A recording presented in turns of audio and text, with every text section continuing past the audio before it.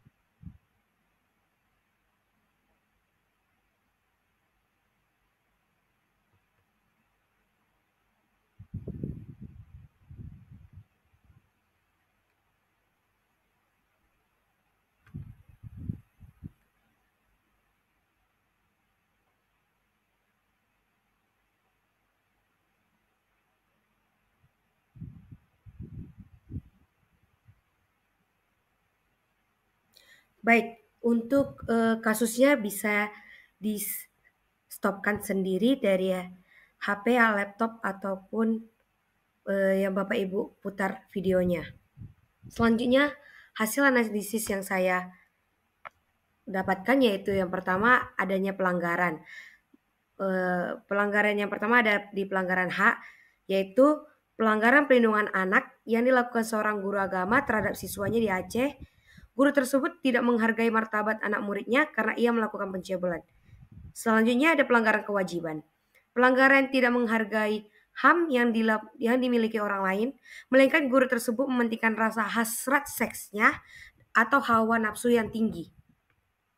Yang kedua ada faktor penyebab pelanggaran HAM.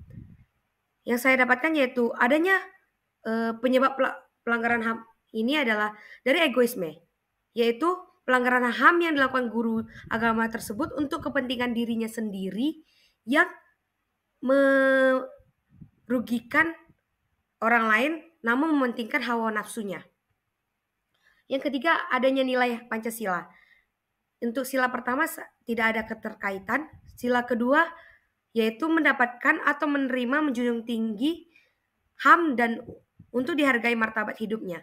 Yang ketiga, untuk sila ketiga tidak ada keterkaitan. Sila keempat juga tidak ada keterkaitan. Sila kelima yaitu mendapatkan perlindungan baik secara hukum maupun sikap masyarakat. Keempat yaitu nilai ketiga Pancasila. Yang pertama adanya dari nilai ideal atau dasar, yaitu menerima atau mendapat perlindungan dari keluarga, teman, maupun masyarakat, serta dihargai martabat hidupnya.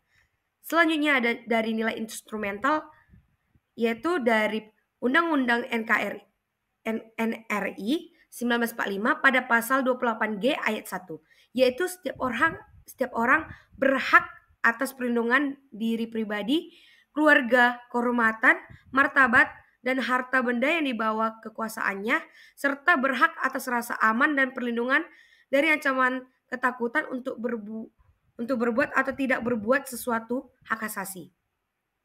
Yang ketiga adalah nilai praksis, yaitu sebagai seorang guru seharusnya mendidik dan bertanggung jawab dalam membentuk moral dan mental siswanya ke hal yang baik, bukan malah membuat mental siswanya menjadi terganggu. Kelima, ada undang-undang yang dilanggar, yaitu Undang-Undang Nomor 12 Tahun 2022 tentang tindakan pidana kekerasan seksual, yaitu 1. mencegah segala bentuk kekerasan seksual. 2. Menangani, melindungi, dan memulihkan korban. Ketiga, melaksanakan penegakan hukum dan merehabilitas pelaku. Keempat, mewujudkan lingkungan tanpa kekerasan seksual. Kelima, menjamin berulangan kejadian seksual. Yang terakhir adanya macam atau bentuk HAM yang dilanggar, yaitu HAM yang tidak dihargai karena tidak hanya merugikan secara fisik melainkan fisikis juga serta martabat kemanusiaannya. Berikut adalah video. Jumlah korban pencabulan oknum guru agama di Aceh Utara berinisial M 43 tahun terus bertambah. Dari penyelidikan terakhir, jumlah korban kini sudah mencapai 21 orang dengan rentan usia 7 hingga 12 tahun. Menurut Kapolres Aceh Utara AKBP Deden Haksaputra SSIK, melalui Kasih-Humas Ibtu Bambang pada Jumat 19 Mei 2023, kasus ini telah dilimpahkan ke Kejaksaan Negeri atau Kejari Aceh Utara.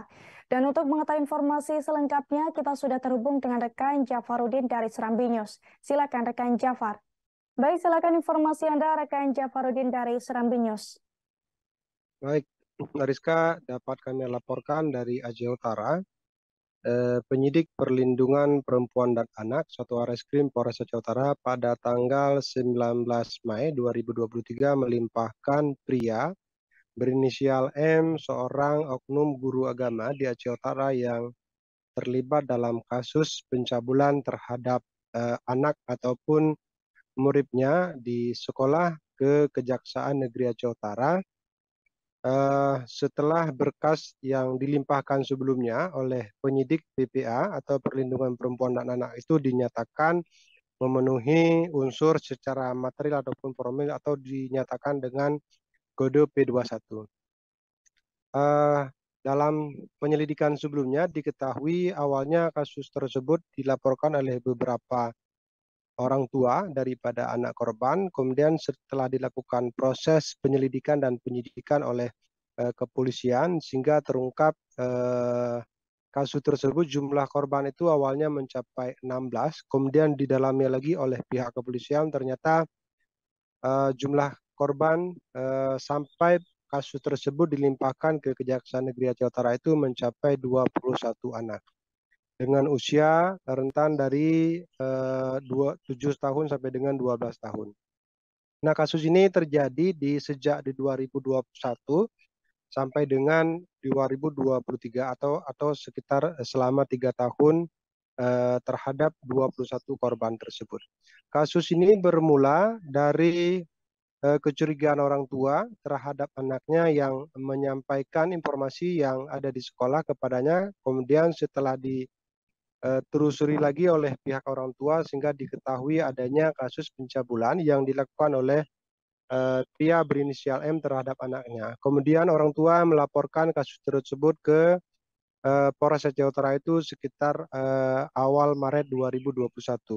Kemudian setelah melakukan proses penyidikan dan memenuhi alat bukti yang cukup, kemudian penyidik menangkap pria berinisial M tersebut pada 29 Maret 2023.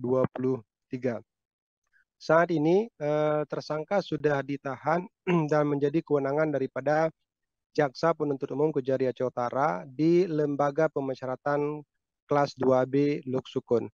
Saat ini juga dapat dilaporkan bahwa Jaksa Penuntut Umum sedang mempersiapkan materi dakwaan untuk pelimpahan tersangka kepada Pengadilan Negeri Luk Sukun.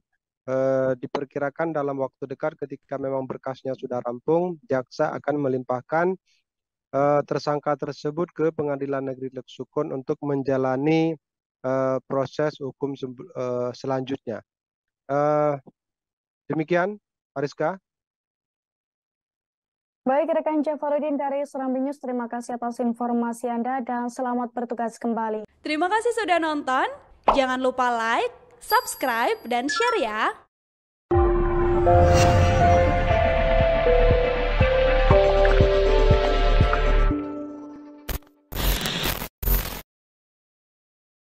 Baik, hanya ini saja yang bisa saya paparkan dari presentasi hasil analisis yang saya dapat berikan di kasus ini.